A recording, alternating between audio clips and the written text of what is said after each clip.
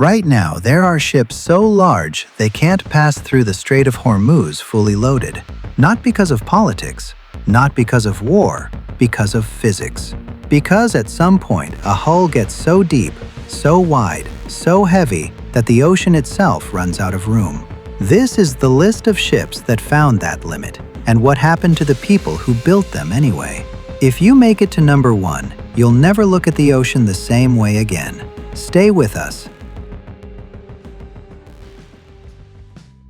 $17.5 billion. That's what Shell spent building a factory that floats 295 miles off the coast of Australia and freezes natural gas to minus 162 degrees Celsius directly at sea, shrinking its volume by 600 before it ever touches land. In December 2021, a fire knocked out all power. 300 people went 3 days without drinking water, sewage, ventilation, or communication. In the ocean, 7 were treated for heat-related illness. Then, in 2022, workers went on strike over job security. Shell lost an estimated $1.3 billion in production before the dispute ended. The most expensive floating structure ever built has spent much of its life not working. How do you remove an entire oil platform from the ocean? The answer all seas came up with was to build a ship with a slot cut into its bow, 122 meters wide, so it could sail around the platform, slide underneath it, and lift the whole thing in one piece. 8 horizontal beams, 9 seconds of hydraulic pressure, 24,200 tons in the air. The Brent Delta removal, which would have taken months and dozens of vessels, was done in 12 hours. Edward Hieronymus spent 29 years and $2.8 billion getting to that moment. The ship bumped the first platform it tried to remove in 2016. On the second one, it broke the world record. Before the Seawise giant, no ship had ever touched 458 meters. Then, on May 14, 1988, Iraqi aircraft found her anchored in the Strait of Hormuz, carrying Iranian crude, and sank her. The largest ship ever built became the largest shipwreck in history. Most people wrote her off. A Norwegian salvage company didn't. They pulled the hull from the water, replaced 3,700 tons of steel, and put her back to sea. Captain Surinder Kumar Mohan ran her for the next 10 years with a crew of 40 people, on a ship that needed 9 kilometers to stop and 3 kilometers of open water just to turn. When she was finally sold for scrap, Mohan said he didn't believe a ship this size would ever be built again. He was right. In 1971, Shell signed a contract for 4 ships designed for a world of long oil routes and growing demand. By the time the ships were delivered, that world was gone. The oil market had collapsed. The routes had shortened. The demand for anything this size had evaporated. The Pierre Guillaumard lasted 6 years before being scrapped. The Batillus was sold for less than $8 million in 1985, a fraction of what it cost to build. An engineer who inspected their hulls in 1977 used Lincoln Cathedral as a scale reference. The tops of the towers barely reached the main deck. These ships were built for a future that stopped existing before they could serve it. 24,346 containers, stacked 26 tiers high. Enough goods to supply entire cities, crossing from China to Europe on a single hull. The ship that carries all of it runs on a crew of 35.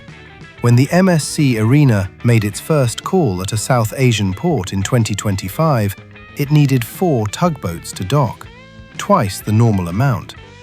The entire crew sat anchored offshore, waiting for immigration clearance, unable to leave the ship.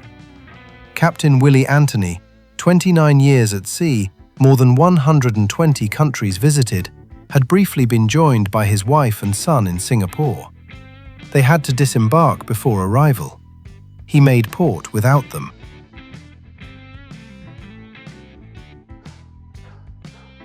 When Emma Maersk launched in 2006, there wasn't a single port in the world with cranes large enough to unload her. Maersk's response was to inform the terminals to adapt. They did. The engine powering all of it weighed 2,300 tons, stood 14 meters tall, and burned 14,000 liters of heavy fuel oil every hour to produce 109,000 horsepower. On February 1, 2013, a stern thruster failed in the Suez Canal. Seawater flooded the engine room, 14,000 cubic meters in under 2 hours, rising to the level of the main engine cylinder heads. Captain Marius Gardastavu maneuvered a powerless 400-meter ship using anchors, tugs, and wind. The repair took 8 months and cost $44.5 million.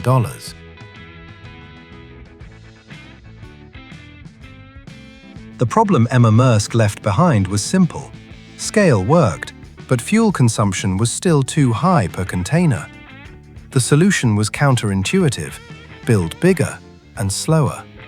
At 19 knots instead of 25, the Triple E's 2 smaller engines consume 37% less fuel.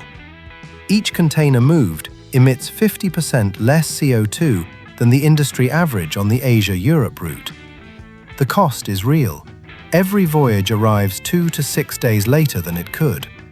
40,000 workers in Gyeonggi, South Korea, built 20 of these ships. The Triple E is also the largest container vessel physically possible for the routes it operates. 1 meter wider, and it can't complete the journey. 8 neighborhoods, 20 restaurants, an ice rink, a surf simulator, a zip line 10 decks above the ocean. That's what the passengers see. The 2,394 crew members working 10 to 12-hour shifts in cabins below the waterline see something different. Contracts run up to 8 months without disembarking. The ratio is 3 passengers for every 1 crew member, the most labor-intensive in the hospitality industry. In November 2022, a crew member went overboard after a request to return home had been denied. The ship has 18 decks. The higher you are, the more luxury. The deeper you go, the more work.